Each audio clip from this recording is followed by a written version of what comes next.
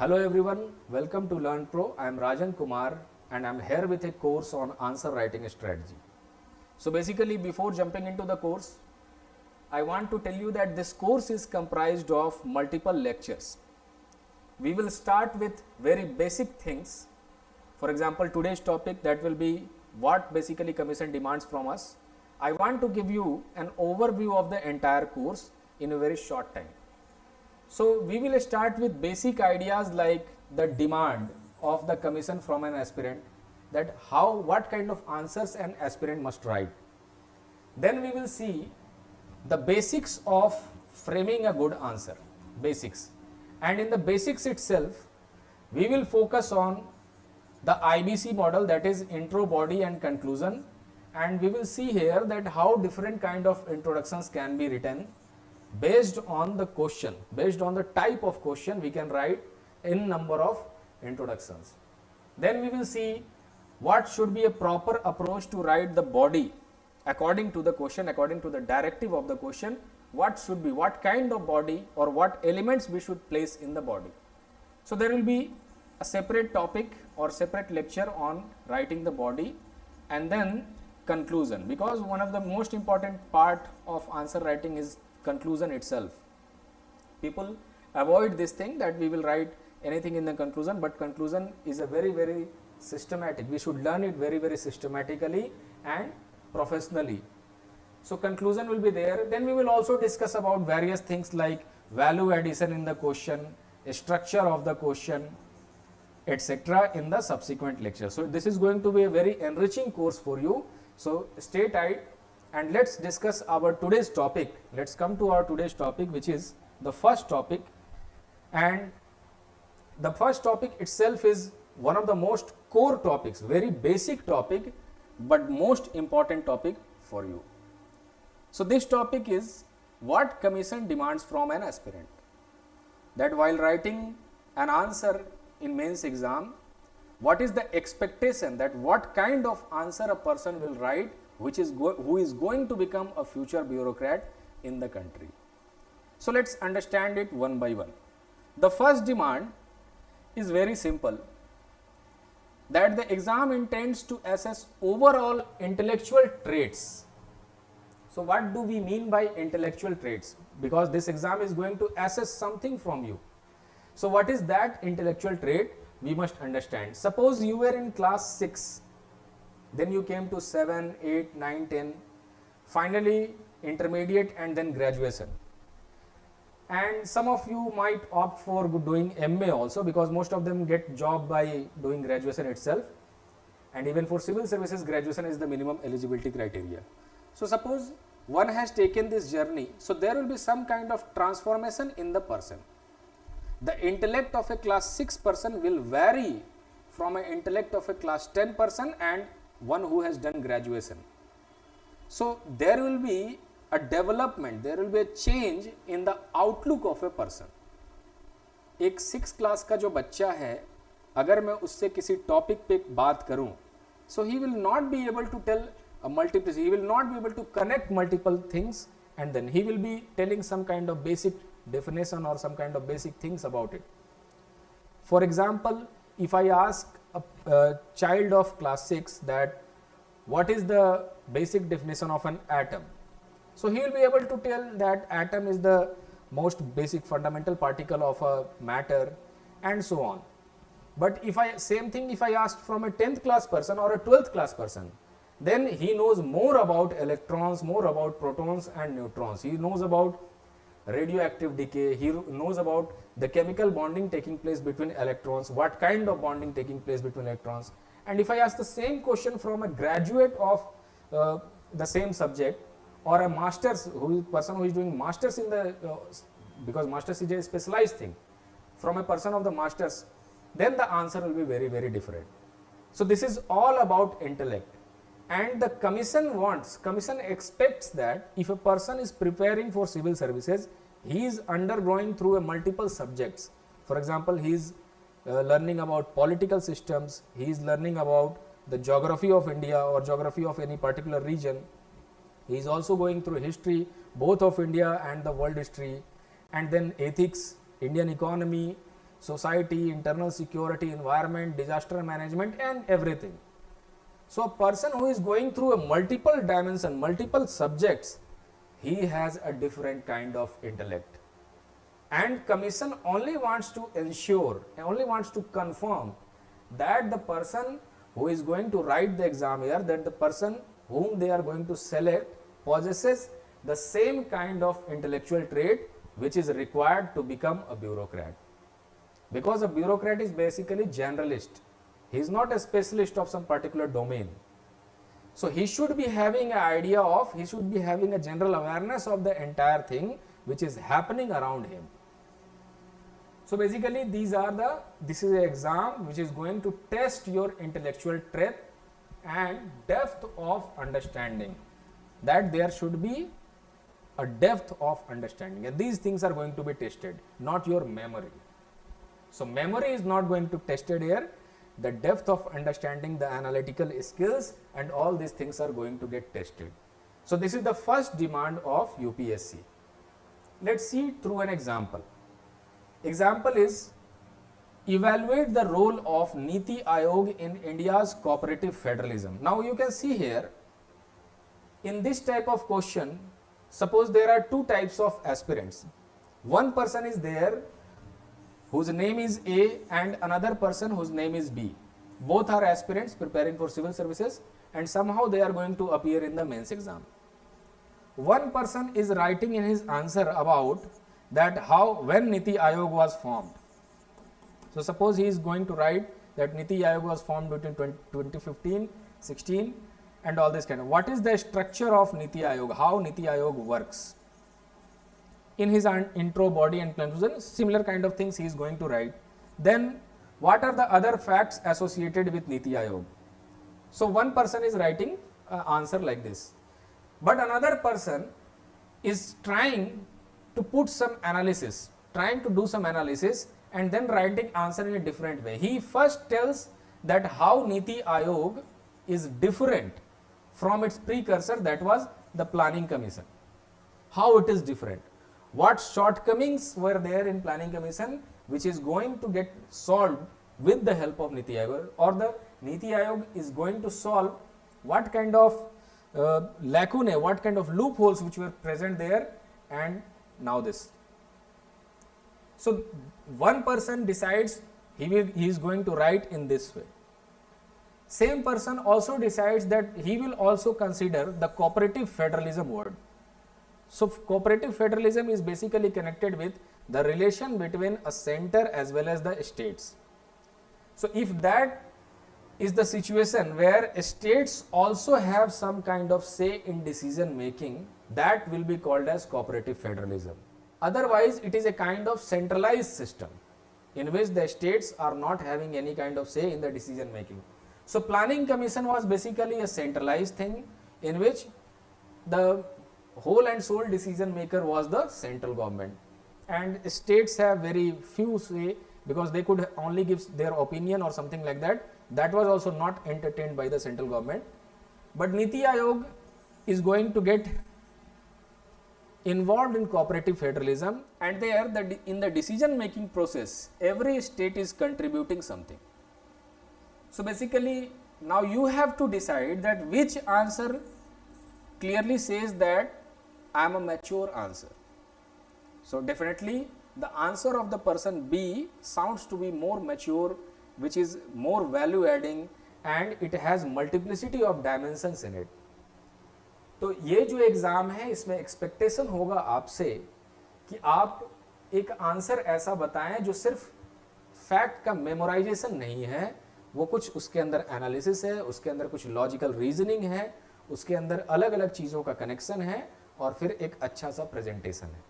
So this is the first basic demand of any commission in India. Now the second thing, their second demand is the questions are design to test candidates general awareness. जैसा मैंने पहले कहा, general awareness means something which is not specialised nature. अगर आप political science के student है, you are doing masters in political science and doing even higher education in political science, doing some research in political science, then you become a specialist of political science. Similarly, a person from MBBS, a person who is an engineer, they are all specialized in their respective fields. Civil services को इनसे कोई मतलब नहीं है. Civil services don't want an engineer. They can hire an engineer but through a different notification. For becoming a bureaucrat, general awareness is required. Means if you are looking outside, then something is happening in politics, something is happening in environment, there are some developments in science and technology, everything is happening.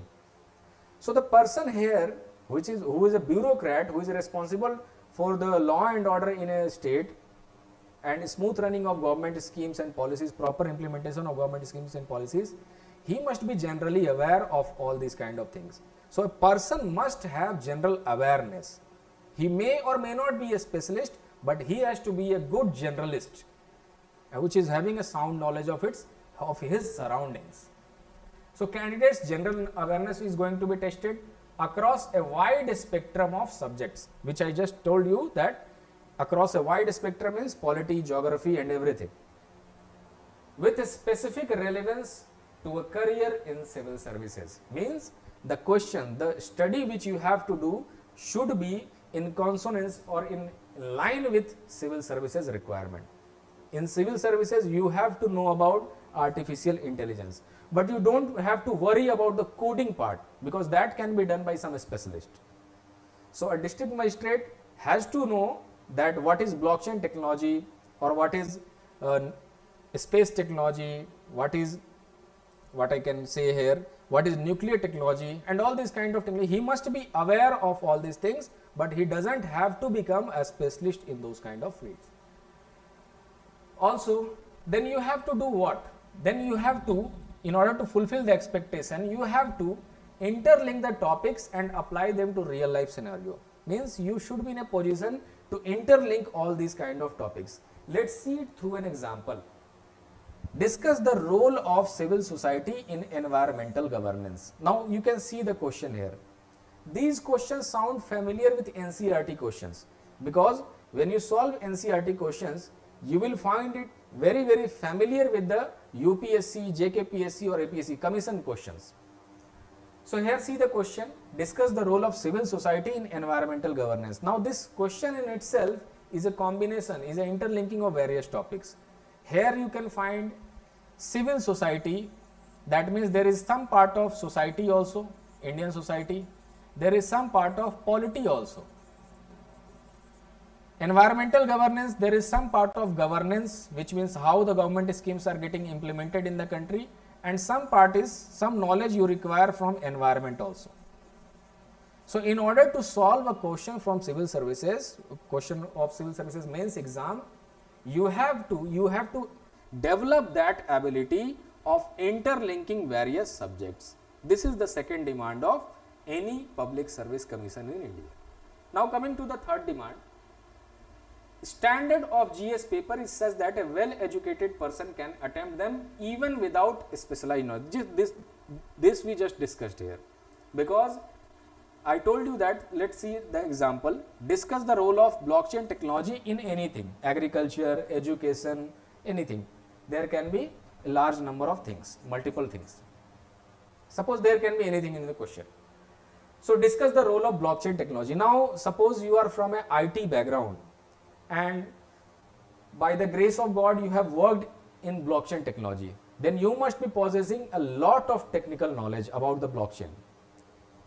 Then in this question you need not discuss every technical detail about the blockchain technology. This is not expected from you. This is expected from a person of which is going to work with blockchain technology. Basically he is a specialist. Here you must generally know about blockchain technology. Definitely you have to know about what is blockchain technology, how blocks work broadly, at broad level how blocks work, how altering one block may result in the altercation in the entire chain, and that becomes, the entire chain becomes invalid. So that is why it is a tamper proof technology. So one must possess this kind of knowledge, general knowledge, not very specific knowledge. So while writing the answer, you don't stress over technical things, because you don't need to delve deeply into the technical aspect of the blockchain technology. You simply write what is asked. Instead, write this in simple and logical language, as well as add some real world illustrations into it. Use some real world illustrations like how this is going to get used in agriculture or land reforms. We can computerize the land records, and once it is done with blockchain technology, there can be no malpractice or no alteration in the block itself, in the database itself. So there can be a very tamper proof and secure kind of system can be developed with the help of blockchain technology. It can also be done in education. It can also be done in medical, where the medical history of persons can be secured with the blockchain technology. So there can be n number of uses with the blockchain. So all those real world illustrations you can place here, and the person must be aware of those real world illustrations rather than going too deep into this blockchain technology, like the coding part, like the block part, how the blocks are designed, how these bits and bytes take place inside the system. Those things are not required here. You must be very writing everything in a simple language and everything. So this is the third demand, that a person should be well educated and can attempt them without specialization. He should not be, he might not be a specialist of that subject. It is good to become a specialist, but he should not be a specialist of that subject, but he must be well aware of that things. Now coming to the fourth demand, and basically this is also very simple. The questions are likely to test the candidate's basic understanding of the all relevant issues, ability to analyze, and capacity to take a reasoned view on conflicting socio-economic goals. So this is more related to balancing, making a balance out of the conflicting scenarios, because this is very crucial for a civil servant to have a balanced approach in life, because he might come across various situations, odds in his duty, where if he takes a wrong decision, if he takes a biased decision, then it can hamper a large section of people. So that kind of person is required who is always taking a balanced approach. For example, see this: critically analyze the impact of freebies on Indian democracy. So as you have gone through newspapers, in the recent elections in Delhi, some announcements were made by various political parties that if we come in power, we will give this thing in free. If we come in power, then we will make this service free. So either monetization, direct monetary benefit, or there can be benefit in the form of some kind of services. So these are called as freebies. Every political party uses it. So if you are writing an answer like this, critically analyze the impact of freebies, then don't go for writing only the cons, only the negative points of freebies in Indian democracy. Write some pros also, write some merits also. Then it will become a balanced answer. In merits, you can write about that these freebies or these kind of what I say, जो योजनाएं जिसको हम लोग launch करते हैं, they can be genuinely beneficial for certain community, for the upliftment of certain community. कुछ ऐसी योजनाएं हो सकती है जो सिर्फ women के लिए, जैसे झारखंड में जो योजना है जिसमें women को कुछ monetary सहायता दी जाती है to come in the mainstream. उसी तरह कोई और भी चीज़ें हो सकती हैं जो किसी particularly vulnerable tribe group को impact करती हों, उनके livelihood को secure करती हों, या इस तरह की चीज़ें जो है अच्छी भी हो सकती हैं. So they will go by the name of freebies, but that doesn't mean there is always a negative implication of freebies. So try to make a balance between these two. Now what I mean by balance? Balance doesn't mean equal. For making balance, you are not needed to write 50-50. We will discuss that in detail in the later segments. Here I am just trying to tell you that what kind of demand or what kind of expectation is commission is having from you. So if you are going to balance, so it is not needed that you are going to balance it by 50-50. Suppose there is criticizing a government scheme, criticizing some kind of activity is there, then you can write 70% pros, means 70% merits and 30% demerits. This is also a balance, because you are not going to ignore the fact that they have some kind of merits also. So these things are expected from you, that develop a multi-dimensional approach to every issue and then present both sides before arriving at a balanced reasoned conclusion. Before concluding something, you have to present both pros and cons or merits and demerits of any kind of aspect or any situation, every issue. So these are certain demands or these are certain expectations the commission is having from its future bureaucrats.